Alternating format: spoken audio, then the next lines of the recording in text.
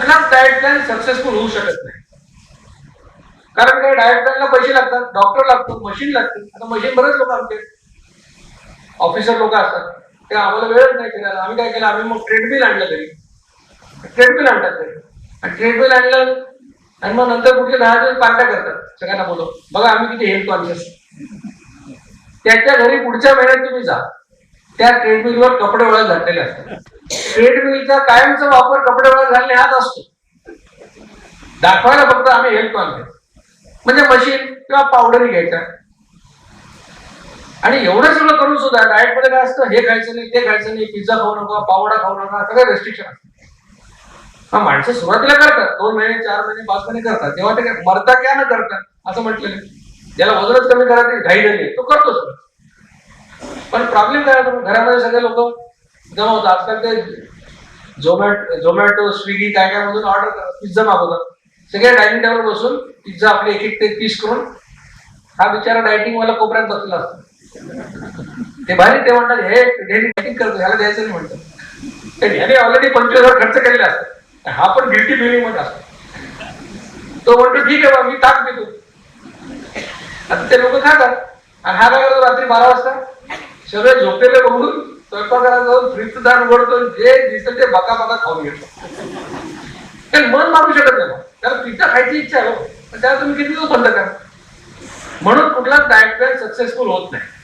मग सक्सेसफुल काय होईल, लाईफस्टाईल.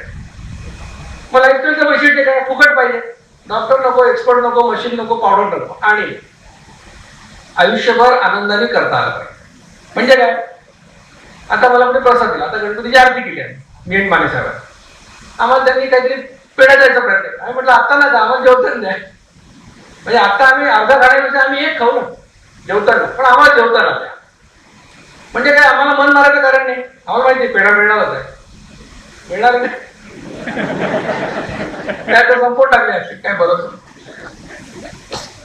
म्हणजे कुठलीच गोष्ट खायला, आता डायबेटिक असेल तर गोड खायचं नाही, हे तर नियम पाळावाच लागेल. पण अदरवाईज पिझ्झा खा, पाणी, रोज कोण पिझ्झा खातो, आठवड्यातून एकदा आणला घरी करता एखादा पीस आपण खातो.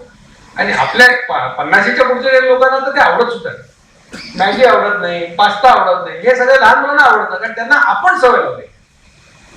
ते मॅगी 2 मिनिटची जाहिरात बघून आयांनी ते मॅगी करायला सुरुवात केली, मॅगी करायला सुरुवात केली, ते मॅगी खातात, पोरं मॅगी सारखेच होतात. ते अजून मोठ्याची एकदा टेस्ट लागली तोंडाला तुमच्या की ते आवडायला लागतं, हा प्रकार. म्हणून लाईफस्टाईल सक्सेसफुल होऊ शकते, डाएट प्लॅन होऊ शकत नाही. आणि जेव्हा मी 2012 मध्ये माझं वजन कमी करायचे अनेक प्रयोग केले आणि कुठल्याच प्रयोगाने यश आलं नाही, माझे 50-60 हजार रुपये खर्च झाले, जवळपास माझं 1 वर्ष वाया गेलं त्याच्यात. त्यानंतर मला एकाने युट्यूबवरचं जिचकरांचं व्याख्यान आणून दिलं. राजू अकोलकर म्हणून त्यांचं सहकारी, त्यांच्या एका लेक्चरमध्ये त्याचा उल्लेख पण आहे. त्यावेळेला मोबाईलला इन्कमिंग पैसे लागायचे, तेव्हा त्यांनी राजूचं नाव घेतलं की याच्या मोबाईलवर तुम्ही मेसेज करत जा. त्यांनी ते युट्यूबवर लेक्चर टाकलं होतं, ते मी लेक्चर ऐकलं, मला काय पटलं नाही. बऱ्याच लोकांना तुम्हाला नाही पटणार, मी सांगतो मलाही नाही पटलं. कारण काय, त्यांनी सांगितलं 2 वेळा जेवा. मी म्हटलं असं म्हणतात का, गोड खाऊ नका असं म्हणत नाही, तेल तूप खाऊ नका असं म्हणत नाही, नॉनव्हेज खाऊ नका असंही म्हणत नाही. म्हटलं कसं काय होणार, कमी खा असंही म्हणत नाही. मी म्हटलं आम्ही काय शिकलो कॉलेजमध्ये, कॅलरीज इन कॅलरीज आउट. जास्त कॅलरी खाल्ल्या कमी खर्च करा तर वजन वाढतं. पण आपण आपला अनुभव काय, 2 भाऊ असतात, एक बारीक असतो एक लठ्ठ असतो. ते लठ्ठ भाऊ बिचारा एकच पोळी खातो, दुसरा बारका तो 4 खातो, पण तो कधी वाढतच नाही. तर हे जे कॅलरीज इन कॅलरीज आउटचं गणित हे पोल्ट्रीत चालतं, ते ब्रॉयलर मध्ये चालतं, पण आपल्याकडे माणसं चालत नाही. पण मला ते पटलं नाही तेव्हा. म्हटलं हे काय असं होणार नाही. पण मी विचार केला की हा माणूस आपल्याकडे पैसे मागत नाही, हा काय म्हणजे 300 रुपये द्या असं काय म्हणत नाही आपल्याला. आणि आपण एवढे पैसे वाया घातले, एवढा वेळ घातला तर 3 महिने एवढा विद्वान माणूस आहे, त्याचं करून बघायला काय हरकत. मी करून बघितलं आणि प्रामाणिकपणे केलं. 3 महिन्यात माझं 8 किलो वजन कमी झालं, पोटी 2 इंच कमी झालं. तेव्हा माझ्या डोक्यात प्रकाश पडला की अरे हा माणूस जे सांगतो ते किती महत्वाचं आहे, आणि भारतासारख्या देशाला असं फुकट काही मिळालं तर किती त्याचा उपयोग होणार. आता या व्याख्यानाचा महत्वाचा भाग आहे, लक्षातून ऐका आणि समजून घ्या. म्हणजे काय होईल, तुम्हाला भरकटून टाकणारे खूप लोक असतात, ते काय त्यांचं ऐकतात, दोनदा फोन असं होईल. काही लोकांनी मला तर एका डॉक्टरने मला दोनदा खाल्लं तर डेफिशियन्सी निर्माण होणार नाही का? मी म्हटलं व गांधीजी तर दर महिन्याला 8 दिवस उपवास करायचे. अण्णा हजारने किती केले माहित नाही होतं. यांना काय डेफिशियन्सी वाटत नाही, हे तर आपलं मस्त 75-80 पर्यंत व्यवस्थित तब्येत चांगली. आणि 2 वेळा खाल्ल्यानंतर कशाला डेफिशियन्सी व्हायला पाहिजे?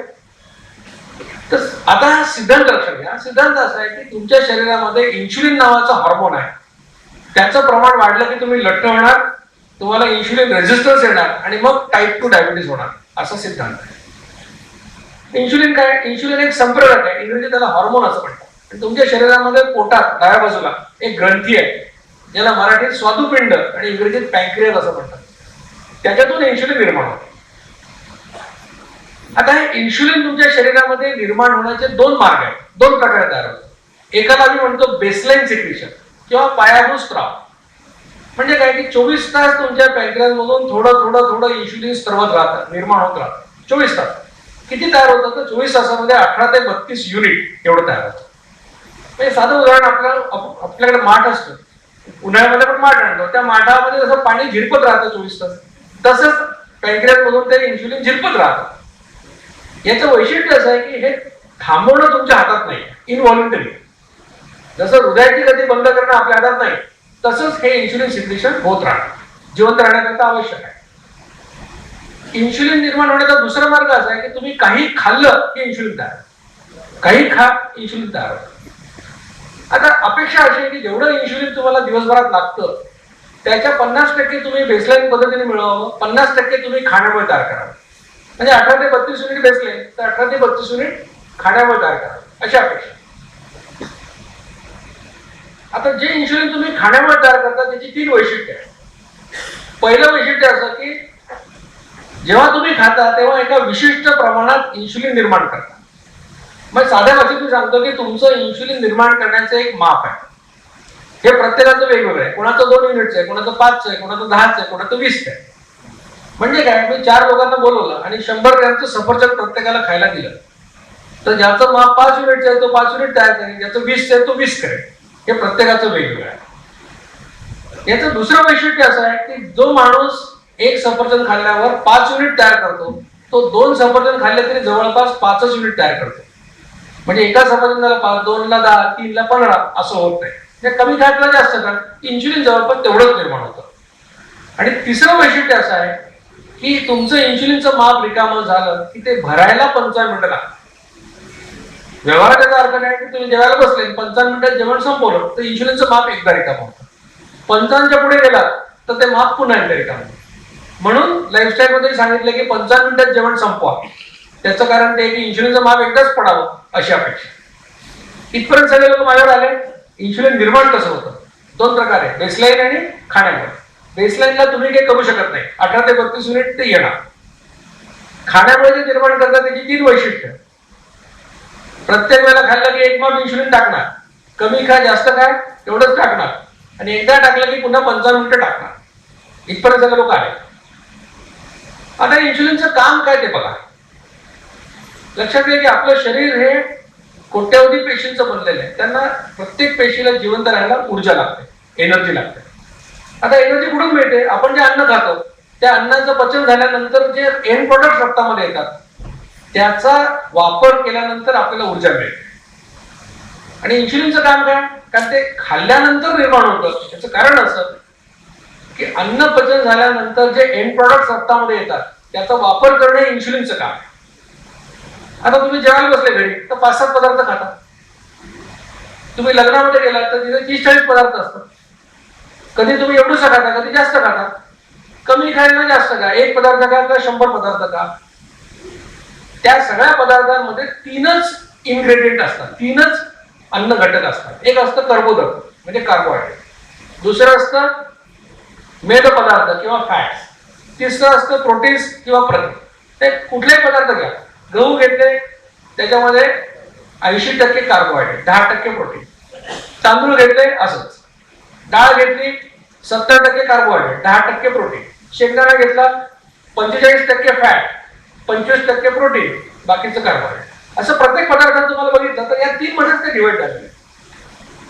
अन्न पचन झाल्यानंतर काय होतं, या कार्बोहायड्रेटचं कन्व्हर्शन होतं ग्लुकोजमध्ये, फॅटी ऍसिडचं कन्व्हर्शन होतं फॅटी ऍसिड मध्ये, आणि प्रोटीनचं कन्व्हर्शन होतं अमायनो ऍसिड.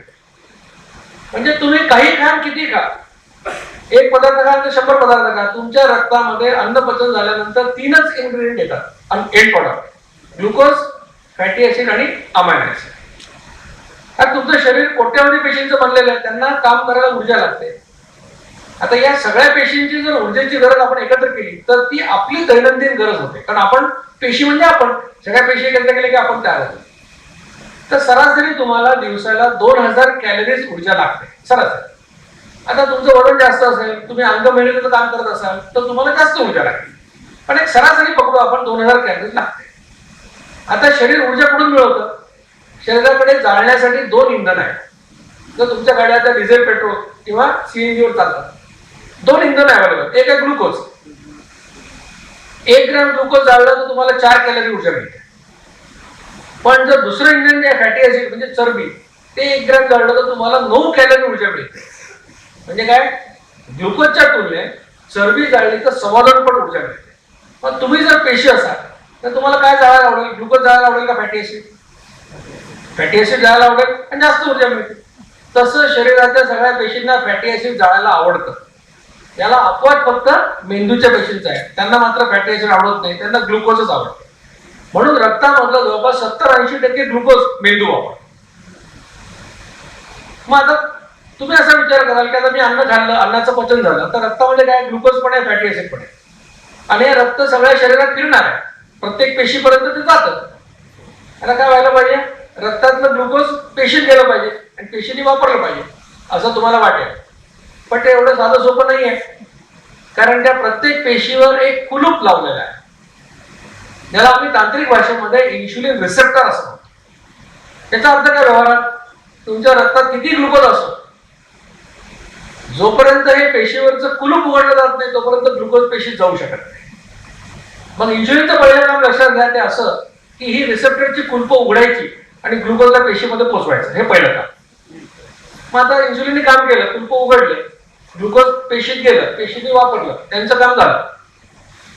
पण तरी तुमच्या रक्तामध्ये आणखी ग्लुकोज असते आणि तुम्ही काय खाता, पोळी, भाकरी, चपाती, इडली, गोड, फळं, सगळं कार्बोहायड्रेट.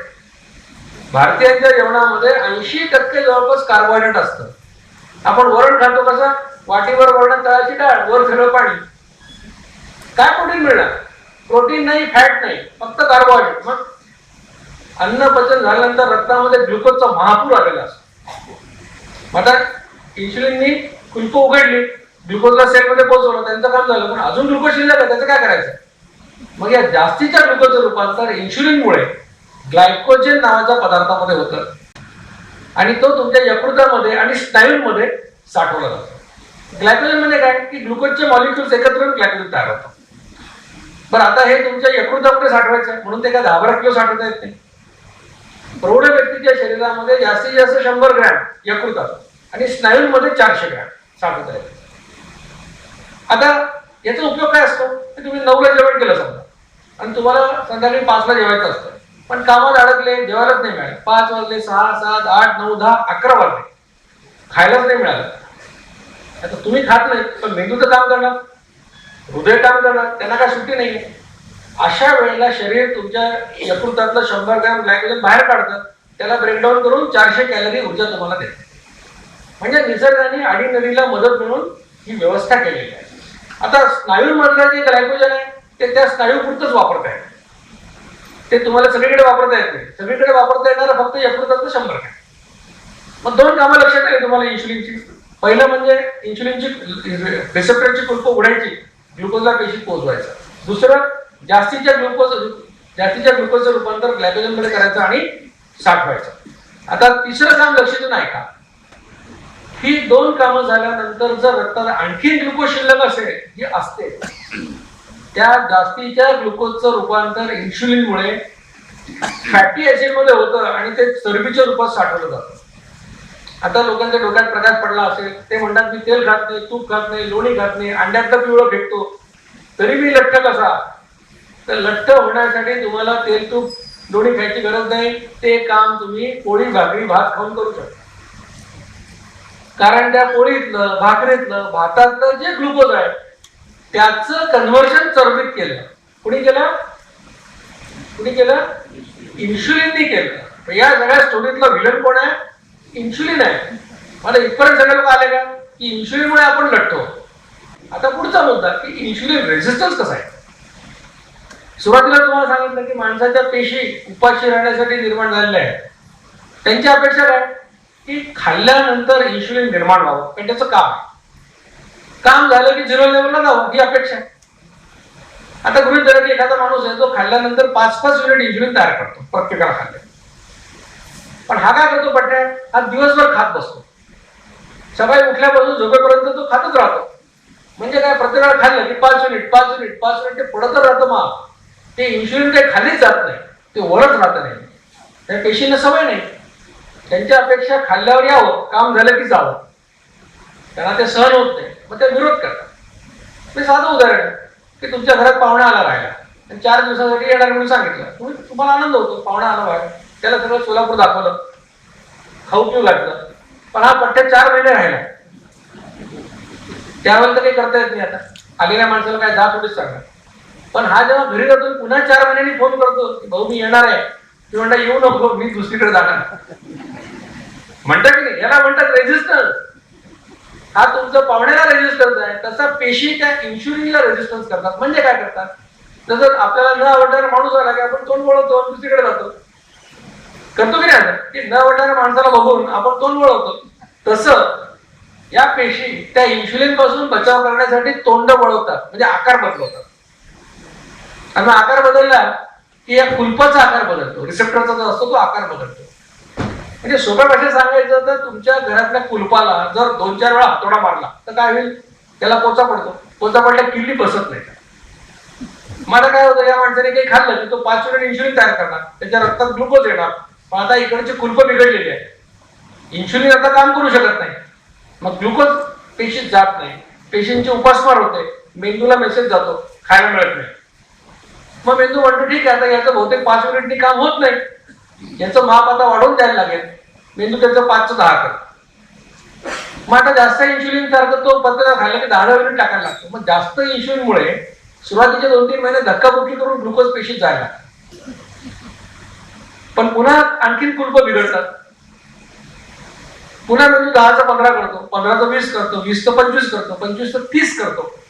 शेवटी एक अवस्था अशी येते की रक्तामध्ये भरपूर ग्लुकोज आहे, भरपूर इन्शुलिन आहे, पण आता कुलप एवढी बिघडलेली आहे की ते ग्लुकोज काही पेशीत जात नाही, रक्तामध्ये अडकून पडतात, लघवी वाटे बाहेर पडायला. आणि रक्तामध्ये एवढं ग्लुकोज असल्यामुळे शरीर ऊर्जेसाठी फॅटी ऍसिड हा दुसरा सोर्स सुद्धा वापरू शकत नाही. मग आता शरीराचे 2 इंधनाचे सोर्स ग्लुकोज फॅटी ऍसिड वापरता येत नाही. एखाद्याच्या घरामध्ये जे काही पैसे असतील बँकेत खिशात इकडे तिकडे सगळे संपले, काय करतो विचारा माणूस, मग दागिने गहाण ठेवते, तिथं घर गहाण ठेवतो. कुणी आनंदाने करतं का? असं नाही करत. मग ग्लुकोज पण वापरता येत नाही, फॅटी ऍसिड वापरता येत नाही. म्हटल्यानंतर शरीर नाईलाजाने जो तिसरा सोर्स आहे जो शरीर कधीही निरोगी अवस्थेत वापरत नाही, तो म्हणजे प्रोटीन्स किंवा अमायनो ऍसिड. शरीर तुमचे स्नायू पोखरून त्यातले प्रोटीन्स खायला सुरुवात करते. मग अंग झाडायला लागतं, वजन कमी होतं, मग तुम्ही डॉक्टरकडे जाता. मग उपाशी पोटी साखर 300, जेवल्यावर 400 असा रिपोर्ट येतो. आणि मग आम्ही तुम्हाला टाईप 2 डायबिटीसचं लेबल लावतो. लक्षात घ्या, तुमच्या वजन वाढणे, इन्शुलिन रेझिस्टन्स आणि टाईप 2 डायबिटीस हे एकाच हायवेवरचे माइलस्टोन आहे. आणि याच्या मागे कारण काय? इन्शुलिनची लेवल वाढणे हे याच्या मागे कारण आहे. इन्शुलिनची लेवल वाढली तर काय होतं?